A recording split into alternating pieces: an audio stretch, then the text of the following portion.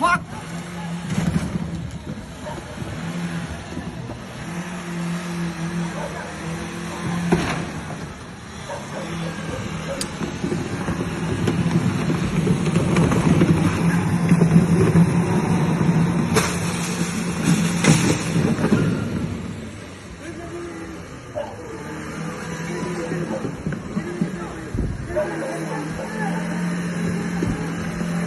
ये बुडला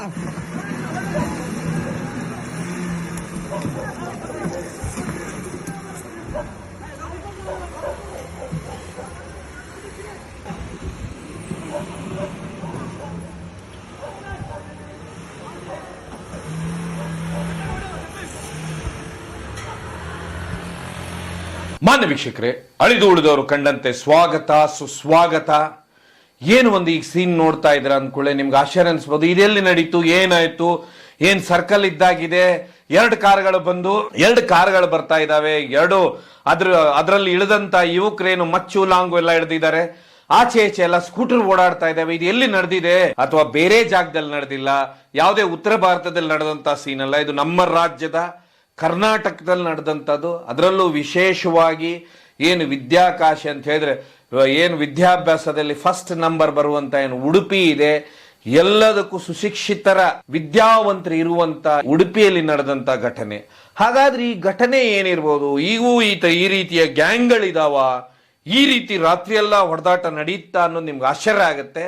ಈ ಘಟನೆ ಯಾವಾಗಿದು ಹೊರಗೆ ಬರ್ತಂದ್ರೆ, ಈ ಘಟನೆ ನಡೆದಿದ್ದು 18ನೇ ತಾರೀಕು ರಾತ್ರಿ. ಆದ್ರೆ ಇದ್ರ ಮಧ್ಯ ಏನಾಗುತ್ತೆ ಅಂತ ಹೇಳಿದ್ರೆ 18ನೇ ತಾರೀಕು ಈ ರಾತ್ರಿ ಘಟನೆ ನಡೀತೆ. ಈ ಘಟನೆ ಯಾಕೆ ನಡೀತಪ್ಪ ಅಂತ ಹೇಳಿದ್ರೆ, ಈ ಘಟನೆಯಲ್ಲಿ ಒಂದು ಕಾರ್ ಇದ್ದಿದ್ದು ಕಾಪು ಅಂದ್ರೆ ಉಡುಪಿ ಪಕ್ಕ ಇರುವಂತ ಕಾಪುವಿನ ಗರಡಾ ಗ್ಯಾಂಗ್ ಅಂತ ಹೇಳಿದ್ರೆ ಈಗಲ್ ಗ್ಯಾಂಗಿನ ಸದಸ್ಯರ ಕೆಲಸ ಏನು ಅಂತ ಹೇಳಿದ್ರೆ, ಏನು ಕಾರುಗಳಿದಾವೆ ಅಥವಾ ಫೈನಾನ್ಸ್ ವಸೂಲಿ ಇದಾವೆ, ಈ ರೀತಿಯ ಅಂತ ಹೇಳಿದ್ರೆ ಒಂಥರ ಧಮ್ಕಿ ಹಾಕಿ ಬಾಸ್ ತರ ಇದ್ದಾಗ ಇಂಥವೆಲ್ಲ ಅಂದ್ರೆ ಯಾರಾದ್ರೂ ದುಡ್ಡು ಕೊಡೋದಿದ್ರೆ ಅವ್ರ ಹತ್ರ ವಸೂಲಿ ಮಾಡೋದು, ಯಾರಾದ್ರೂ ಬೇರೆ ಬೇರೆ ಪ್ರೈವೇಟ್ ಫೈನಾನ್ಸ್ ಇಂದ ಲೋನ್ ತಗೊಂಡಾಗ ಅವ್ರ ಹತ್ರ ದುಡ್ಡು ವಸೂಲಿ ಮಾಡಿ ಕೊಡೋದು, ಆಮೇಲೆ ಯಾವ್ದಾದ್ರು ಕಾರನ್ನ ಸೀಜ್ ಮಾಡೋದಿದ್ರೆ ಕಾರು ಸ್ಕೂಟರ್ ಸೀಜ್ ಮಾಡೋದು, ಈ ರೀತಿ ಇದಕ್ಕೂ ಎಲ್ಲ ಒಂದು ಟೀಮ್ ಹುಡುಗರು ಬೇಕಾಗ್ತಾರೆ.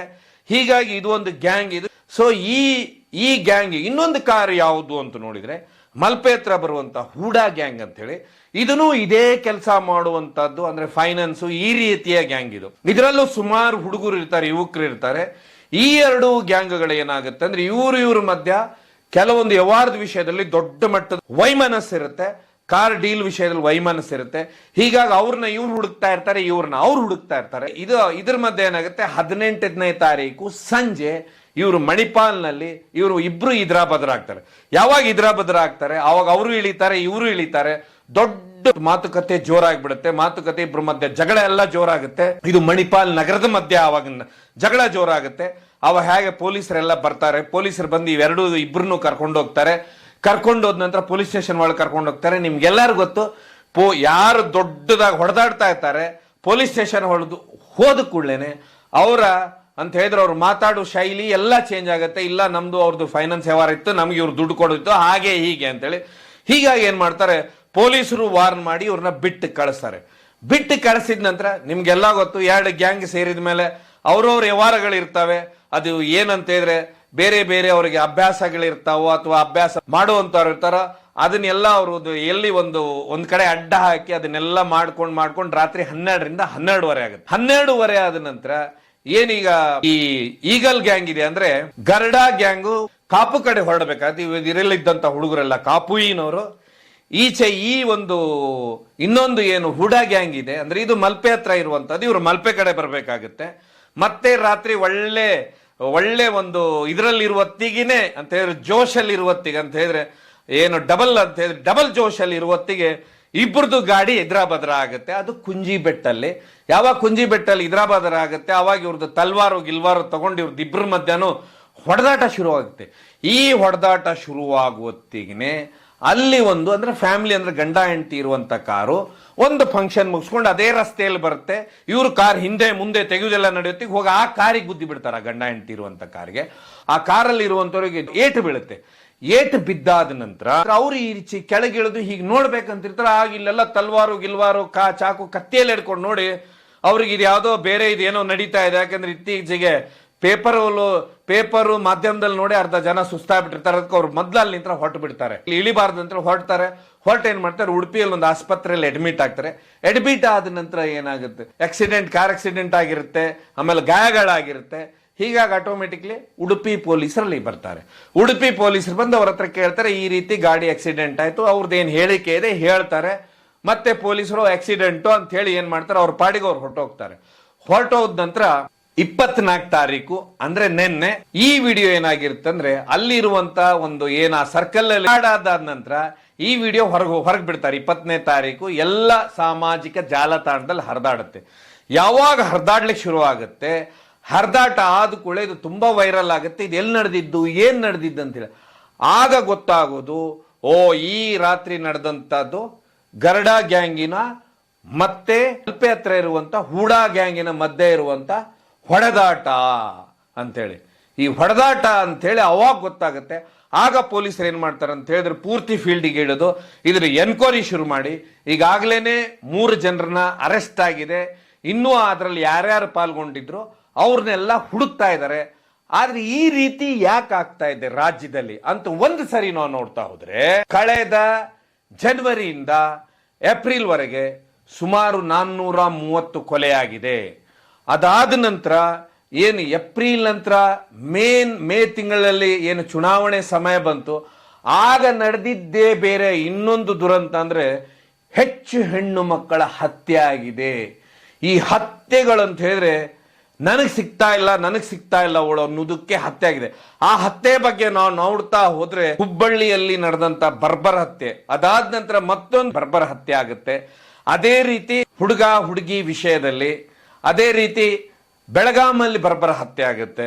ಬೆಳಗಾಂ ಆದ ನಂತರ ಬೆಂಗಳೂರಲ್ಲಿ ಒಂದು ಹತ್ಯೆ ಆಗುತ್ತೆ, ಬರ್ಬರವಾದ ಹತ್ಯೆ. ಕೇವಲ 2,000 ರೂಪಾಯಿಗೋಸ್ಕರ. ಈ 2,000 ರೂಪಾಯಿಗೋಸ್ಕರ ಆದ ನಂತರ ಇದೆಲ್ಲದಕ್ಕಿಂತ ಹೆಚ್ಚಾಗಿ ಒಂದು ಭೀಕರ ಹತ್ಯೆ ಆಗುತ್ತೆ. ಅದನ್ನ ಯಾರು ವಿವರಿಸಲಿಕ್ಕೆ ಸಾಧ್ಯ ಇಲ್ಲ. ಯಾಕಂತ ಹೇಳಿದ್ರೆ ಅದು ದಂಡಕಾಯ ಅರಣ್ಯ ಅಂದ್ರೆ ದಟ್ಟ ಕಾಡಿನ ಮಧ್ಯ ಒಂದು ಮರ್ಡರ್ ಆಗುತ್ತೆ, ಕೊಲೆ ಆಗುತ್ತಂತ ಹೇಳಿದ್ರೆ ಹೆತ್ತ ತಾಯಿ ಮುಂದೆನೆ ಕೊಲೆ ಆಗುತ್ತೆ. ಆ ಸಮಯದಲ್ಲಿ ಅಂತ ಹೇಳಿದ್ರೆ ಅದು ಸಂಜೆ 6 ಗಂಟೆ 6:30 ಸುಮಾರು. ಬೆಳಗ್ಗೆಯಿಂದ ಫಂಕ್ಷನ್ ಆಗಿರುತ್ತೆ ಅದೇ ಮನೆಯಲ್ಲಿ, ಆ ಫಂಕ್ಷನ್ ಆಗಿರುತ್ತೆ. ಅಲ್ಲಿದ್ದಂತ ವ್ಯಕ್ತಿ ಸಂಜೆ ಮತ್ತೆ 5:30 ಸುಮಾರು ಅಂತ ಹೇಳಿದ್ರೆ ಎಲ್ಲ ಹೋದೋನ್ ವಾಪಸ್ ಆ ಮನೆಗೆ ಬರ್ತಾನೆ. ಆ ಕಾಡಿನ ಮಧ್ಯೆ ಇದ್ದಂತ ಒಂದು ಮನೆಗೆ ಅಂತ ಹೇಳಿದ್ರೆ ತುಂಬಾ ಬಡ ಕುಟುಂಬದ ಮನೆಗೆ ಬರ್ತಾನೆ. ಬಂದವನ್ ಏನ್ ಮಾಡ್ತಾನೆ ಅಂತ ಹೇಳಿದ್ರೆ, ಮೊದಲಿಗೆ ಏನು ಕೊಲೆ ಆದ್ರು ಅವರ ತಂದೆ ತಾಯಿ ಒಟ್ಟಿಗೆ ಜಗಳ ಶುರು ಮಾಡ್ತಾನೆ. ಫಸ್ಟ್ ತಂದೆಗೆ ಕೈ ಕಾಲು ಎಲ್ಲ ಕಡೆನೂ ಭೀಕರವಾಗಿ ಹಲ್ಲೆ ಮಾಡ್ತಾನೆ. ಹಲ್ಲೆ ಮಾಡ್ದಂತವ್ನ ಏನ್ ಮಾಡ್ತಾನೆ, ಏನು ಕೊಲೆ ಆದಂತವ್ರು ಅವ್ರ ತಾಯಿ ಒಟ್ಟಿಗಿರ್ತಾರೆ, ಅಲ್ಲಿ ಹೋಗಿ ಏನ್ ಮಾಡ್ತಾನೆ ಅಂತ ಹೇಳಿದ್ರೆ ತಾಯಿ ಮೇಲೆ ಹಲ್ಲೆ ಮಾಡ್ತಾನೆ, ಕೊಲೆ ಆದಂತವ್ರ ಮೇಲೆ ಹಲ್ಲೆ ಮಾಡ್ತಾನೆ. ಹಲ್ಲೆ ಮಾಡಿದಾಗ ಏನಾಗುತ್ತೆ ಅಂದ್ರೆ, ಯಾರು ಕೊಲೆ ಆಗ್ತಾರೋ ಅವ್ರನ್ನ ಒಂದು ಕೈಯಲ್ಲಿ ಹಿಡಿದು ದರ ಎಳ್ಕೊಂಡು ಹೋಗ್ತಾನೆ ಕತ್ಲಲ್ಲಿ ಕಾಡಲ್ಲಿ. ಆಗ ಹೆತ್ತ ತಾಯಿ ಎಲ್ಲಿ ಇವನು ಏನ್ ಮಾಡಿ ಬಿಡ್ತಾನಂತೇಳಿ ಆ ಹೆತ್ತ ತಾಯಿ ಕೈ ಬಿಡುದಿಲ್ಲ. ಕೊನೆಗೆ ಸುಮಾರು ಆ ಹೆತ್ತ ತಾಯಿ ಮೇಲೆ ಕತ್ತಿಯಿಂದ ದಾಳಿ ಮಾಡ್ತಾನೆ. ದಾಳಿ ಮಾಡಿದ ನಂತರ ಅಂತ ಹೇಳಿದ್ರೆ ಆ ತಾಯಿ ಬಿಡುದಿಲ್ಲ, ಆ ಕೊಲೆ ಆದವ್ರ ಕೈನ ಬಿಡುದಿಲ್ಲ. ಆಗ ಏನ್ ಮಾಡ್ತಾನೆ ಅಂದ್ರೆ ಭೀಕರ ಬಿಬಿತ್ಸ ಅಂತ ಹೇಳಿದ್ರೆ ಭೀಕರವಾಗಿ ಆ ಏನವ್ರ ಹೆತ್ತ ತಾಯಿ ಕೈ ಹಿಡ್ದಿರ್ತಾರೆ, ಆ ಕೊಲೆ ಆದವ್ರ ಕೈ ಹಿಡ್ದಿರ್ತಾರೆ, ಆ ಕೈನೇ ಕತ್ತರಿಸ್ಬಿಡ್ತಾನೆ. ಆಗ ಅವ್ರು ಸುಮಾರು ನರಗಳ ಕಟ್ಟಾಗುತ್ತೆ, ಆದ್ರೂ ಅವ್ರ ಕೈ ಬಿಡುದಿಲ್ಲ. ಅವನೇನ್ ಮಾಡ್ಬಿಡ್ತಾನಂದ್ರೆ ಕತ್ತೆ ಕಡ್ದು ಬಿಡ್ತಾನೆ. ಅದನ್ನು ಆ ಹೆತ್ತ ತಾಯಿ ಮುಂದೆನೆ ಕೈ ಕಟ್ಟಾಗಿರುತ್ತೆ ಒಂದ್ ಕಡೆ, ಇನ್ನೊಂದು ಕೈಯಲ್ಲಿ ಅಲ್ಲೇ ಆ ಕೂಗಳತೆಯಲ್ಲಿ ಯಾರು ಕೊಲೆ ಆಗ್ತಾರ ಅವ್ರದ್ದು ಬರೀ ದೇಹ ಅಷ್ಟೇ ಬೀಳುತ್ತೆ, ಅದ್ರಲ್ಲಿ ರಕ್ತ ಚಿಮ್ತಾ ಇರುತ್ತೆ. ಇಂಥ ಭೀಕರ ದುರ್ಬರ ಕೊಲೆ ಆಗುತ್ತೆ. ಈ ರೀತಿ ಸುಮಾರು ಕೊಲೆಗಳಾಗ್ತವೆ. ಇದನ್ನೆಲ್ಲರೂ ಏನಂದ್ರೆ ಇತ್ತೀಚೆಗೆ ಓದಿ ಹೈರಾಣ ಆಗ್ಬಿಟ್ಟಿದ್ದಾರೆ. ಯಾಕಂತ ಹೇಳಿದ್ರೆ ಇಲ್ಲಿ ಸುಮಾರು ಲೋಪದೋಷಗಳು ಎದ್ದು ಕಾಣ್ತವೆ. ಇದ್ರ ಬಗ್ಗೆ ನಮಗೆ ಏನಂತ ಹೇಳಿದ್ರೆ, ನಾನು ಆಗ್ಲೇ ಹೇಳಿದೆ ನಿಮಗೆ, ಏನು ಜನವರಿಯಿಂದ ಏಪ್ರಿಲ್ ವರೆಗೆ ಸುಮಾರು 430 ಕೊಲೆಗಳಾಗ್ತವೆ. ಆ ನಂತರ ಏಪ್ರಿಲ್ ನಂತರ 30 ನಂತರ ನಡೆಯುವುದೇ ಬೇರೆ ಕತೆ ಅಂತ ಹೇಳಿದ್ರೆ ಸಿಕ್ಕಾಪಟ್ಟೆ ಅಂತ ಹೇಳಿದ್ರೆ ಏನು ಕೆಲವೊಂದು ಸುಮಾರು ಹೆಣ್ಣು ಮಕ್ಕಳ ಮರ್ಡರ್ ಆಗುತ್ತೆ. ಯಾಕಂದ್ರೆ ಇಲ್ಲಿವರೆಗೆ ಈ ವರ್ಷದಲ್ಲಿ ದೌರ್ಜನ್ಯ ಆಗಿರುವುದೇ 2000 ಮೇಲಂತೆ ದೌರ್ಜನ್ಯ ಆಗಿರುವಂಥದ್ದು. ಅದ್ರ ಮಧ್ಯ ಕೊಲೆಗಳಂತೂ ಇತ್ತೀಚೆಗೆ ಯಥೇಚ್ಛವಾಗಿ ಆಗ್ತಾ ಇದೆ. ಯಾಕಂತ ಹೇಳಿದ್ರೆ ಇದಕ್ಕೆ ಸುಮಾರು ಕಾರಣಗಳು. ಇವತ್ತಂತ ಹೇಳಿದ್ರೆ ಕಾನೂನು ಮತ್ತು ವ್ಯವಸ್ಥೆ ಏನಿದೆ, ಈ ವ್ಯವಸ್ಥೆಯಲ್ಲಿ ಸುಮಾರು ಸುಧಾರಣೆಗಳು ತರಬೇಕಾಗಿದೆ.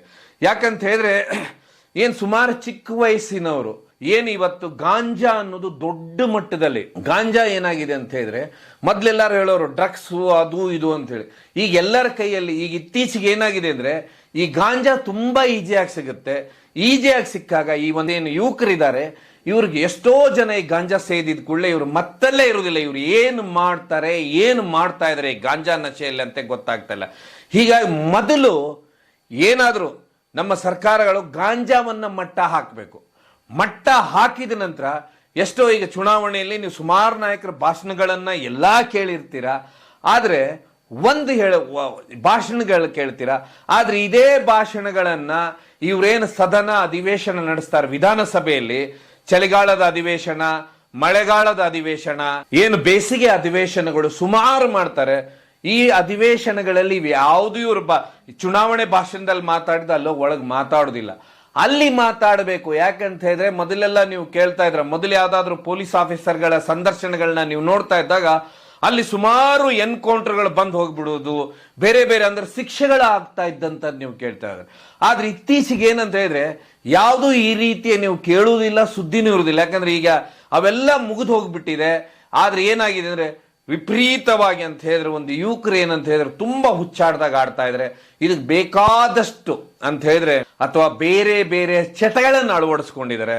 ಈ ಚಟಗಳನ್ನ ಕಂಟ್ರೋಲ್ ಮಾಡುವ ಬಗ್ಗೆ, ಆ ನಂತರ ವಿಶೇಷವಾಗಿ ಹೆಣ್ಣು ಮಕ್ಕಳ ಮೇಲೆ ಅದನ್ನು ನೀವು ಒಂದು ಕಾಡಲ್ಲಿ ನಡೆದಂತ ಕೊಲೆ ಭೀಕರತೆ ಕೇಳಿದಾಗ ನಿಮ್ಗೆ ಅರ್ಥ ಆಗುತ್ತೆ ಮನುಷ್ಯರು ಈ ರೀತಿ ಮಾಡ್ಲಿಕ್ಕೆ ಸಾಧ್ಯನಾ ಅಂತ ಹೇಳಿ. ಒಬ್ಬ ವ್ಯಕ್ತಿ ಅಂತ ಹೇಳಿದ್ರೆ ಅದು ಇವತ್ತಿನ ಕಾಲದಲ್ಲಿ ಈ ರೀತಿ ಸೋಷಿಯಲ್ ಮೀಡಿಯಾ ಮಾಧ್ಯಮ ಈ ರೀತಿ ಎಜುಕೇಶನ್ ಬಂದ ನಂತರನು ಮನುಷ್ಯ ಮೃಗದ ತರ ಮಾಡ್ತಾ ಇದ್ದಾನೆ.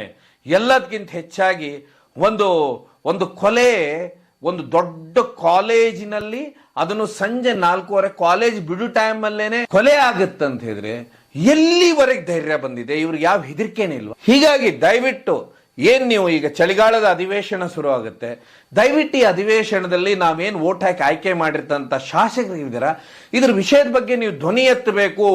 ಕಾನೂನನ್ನ ಸುಗ್ರೀವಾಜ್ಞೆ ತಂದು ಕಾನೂನು ತರಬೇಕು. ಕಾನೂನು ಎಲ್ಲಿವರೆಗೆ ಬಿಗಿ ಮಾಡುದಿಲ್ಲ, ಹತ್ಯೆ, ಭೀಕರ ಹತ್ಯೆ, ಈ ರೀತಿ ಗ್ಯಾಂಗ್ವಾರ್ಗಳ ಮಧ್ಯ ನೀವು ಕಾನೂನನ್ನ ವಿಶೇಷವಾದ ಕಾನೂನುಗಳನ್ನ ತರುವುದಿಲ್ಲ, ಎಲ್ಲಿವರೆಗೆ ವಿಶೇಷ ಅಧಿಕಾರಿಗಳು ಯಾರಿದ್ದಾರೆ ಅವರನ್ನ ನೀವು ತರುವುದಿಲ್ಲ, ಅಲ್ಲಿವರೆಗೆ ಕೇವಲ ನಮ್ಗೆ ಆ ಪಕ್ಷದವನು ಇವನು ಈ ಪಕ್ಷದವನು ಅವನ್ ಸಪೋರ್ಟರು ಇವನ್ ಸಪೋರ್ಟರ್ ಅನ್ಕೊಂಡು ಎಲ್ಲಿವರೆಗೆ ಕೂತ್ಕೊಳ್ತೀರಾ?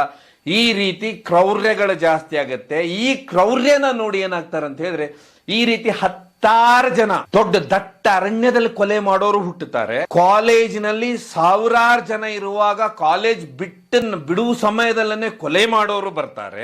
ಎಲ್ಲ ಅಂದ್ರೆ ಆ ಹುಡುಗಿ ನನಗೆ ಸಿಗುದಿಲ್ಲ ಅಂದ್ಕೊಳ್ಳೆ ಕೊಂದು ಬಿಡುದು, ಅದನ್ನು ಭೀಕರ ದುರ್ಬರ ಹತ್ಯೆ ಮಾಡುದು. ಇದ್ರ ಮಧ್ಯೆ ಹುಡುಗಿಯರು ಯಾಕೆ ಸಿಗ್ತಾ ಇಲ್ಲ ಅನ್ನೋದು ಯಾರು ಯೋಚನೆ ಮಾಡ್ತಾ ಇಲ್ಲ. ಯಾಕಂತ ಹೇಳಿದ್ರೆ ಇವತ್ತು ನಡೀತಾ ಈ ಸುಮಾರು ಒಂದು 20-25 ವರ್ಷದಿಂದ ನಡೀತಾ ಇರುವಂತ ಭ್ರೂಣ ಹತ್ಯೆ. ಹೀಗಾಗಿ ಈ ಸರಿ ಆದ್ರೂ ಇಷ್ಟೆಲ್ಲ ನಡೆದಿದೆಲ್ಲ ನಿಮ್ ಮುಂದೆ ಈ ರೀತಿಯ ದುರ್ಬರ ಘಟನೆಗಳು ನಡೆದಿದೆ, ಇವಕ್ಕೆಲ್ಲ ಸಾಕ್ಷಿ ಉದಾಹರಣೆ ಆಗಿ ಇಟ್ಕೊಂಡು ದಯವಿಟ್ಟು ನಮ್ಮ ಆಯ್ಕೆ ಆದಂತ ಶಾಸಕರಿದ್ದೀರಾ, ಯಾರ ಸದನಕ್ಕೆ ಹೋಗ್ತೀರಾ, ದಯವಿಟ್ಟು ಈ ವಿಷಯದ ಬಗ್ಗೆ ಚರ್ಚೆ ಮಾಡಿ ಕಾನೂನಿಗೆ ಹೆದರ್ಬೇಕಾದಂತ ಕಾನೂನನ್ನು ತನ್ನಿ.